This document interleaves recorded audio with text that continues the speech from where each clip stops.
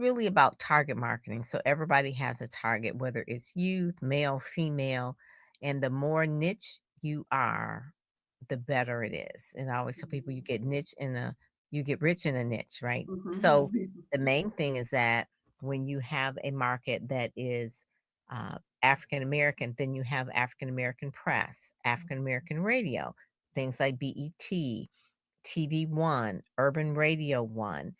There's 400 or so Black newspapers. There's three or 400 different uh, online newspapers and magazines for African American, whether it's The Root or it's Madame Noir.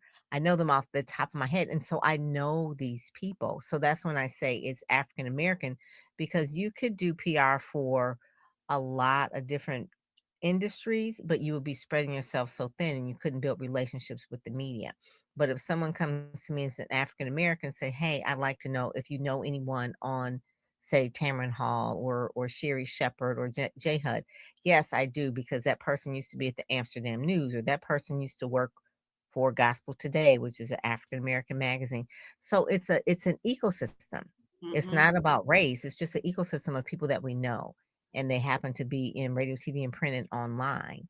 And there's obviously we can get people on other type of media as well, major media or major platforms and things like that.